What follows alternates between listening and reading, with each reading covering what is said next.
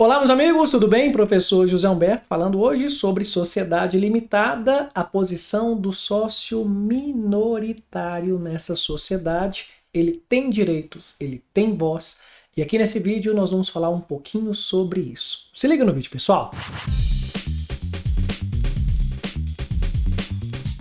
Bem, meus amigos, um imenso prazer estar aqui com vocês, professor José Humberto, falando hoje da figura do sócio minoritário numa sociedade limitada. Muitos têm a impressão de que esse sócio não tem direito algum e ser esse tipo de sócio não vale a pena. Não é bem assim, isso não é verdade e nós vamos falar aqui sobre isso. De antemão, peço que se você gostou do tópico, deixe o seu like, ative as notificações, se inscreva no nosso canal, o maior de direito empresarial do YouTube. E se você quer entender mais sobre direito empresarial, tem o nosso Aprenda Empresarial aqui no link que está abaixo para vocês. Mas vamos lá, sócio minoritário. Numa sociedade limitada, nós temos o capital social e a sociedade limitada poderá ter um ou mais sócios. Na nossa hipótese aqui, nós temos mais de um sócio.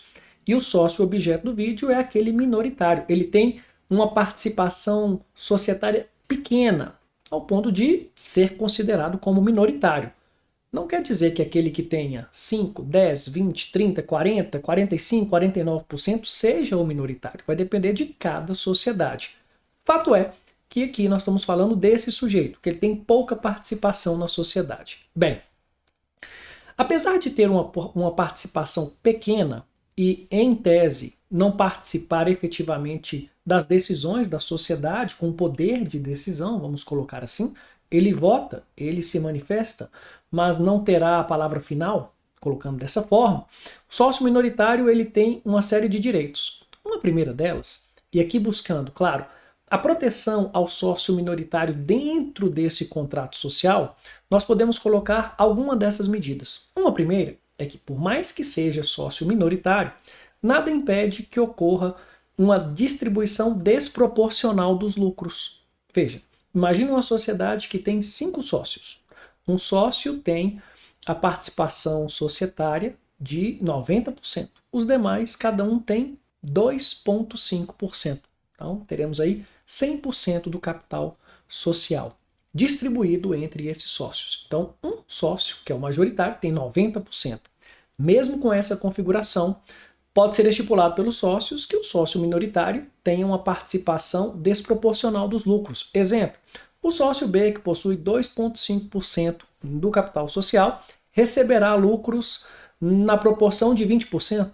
Veja, isso é possível, é inclusive uma das excelentes ferramentas na sociedade limitada para que o sócio minoritário receba uma participação maior. Outro ponto relevante é que o sócio minoritário, se estiver de saco cheio lá na sociedade, está cansado da sociedade e não quer mais permanecer nela, não há um acordo entre os demais sócios, sendo ela por prazo indeterminado, poderá pedir a saída da sociedade. Olha, quero me retirar, notifica os demais sócios e segue a vida. Está previsto no artigo 1029 do Código Civil.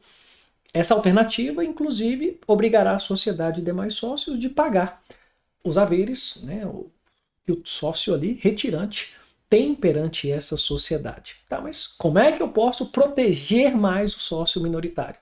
Pode ser colocado uma cláusula de tag ou drag along. São cláusulas que, no caso de tag along, diz que se o majoritário vender a participação societária dele, tem que oferecer e arrastar também o minoritário numa determinada condição, seja igual ou próxima a oferta que está sendo feita ao majoritário.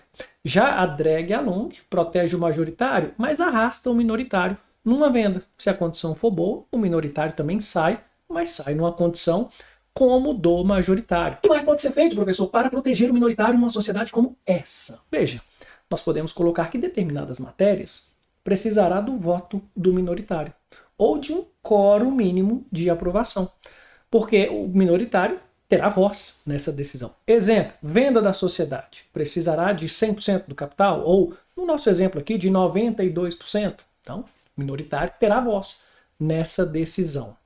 Outros pontos que nós podemos colocar também importantes para o minoritário é que, veja, na alienação de cotas do majoritário, ele pode ter a preferência na aquisição dessas cotas. O majoritário quer sair? Tudo bem, mas tem que oferecer para mim, minoritário primeiro, essa condição. E aí temos outros mecanismos também que podem constar no contrato social ou num acordo de cotistas para dar essa segurança ao minoritário. O que eu quero mostrar é que ser minoritário não é ser inexistente, desconsiderado, não valer a pena. Pelo contrário, tem efetivamente uma série de benefícios, importância e relevância num quadro de uma sociedade. Se você tem dúvidas, deixa aqui os seus comentários. Mande para o professor José Humberto. Se você vive uma situação parecida, veja só, coloque a sua situação aqui para que o professor José Humberto possa esclarecer para vocês. Meus amigos, um grande abraço. Até o nosso próximo vídeo.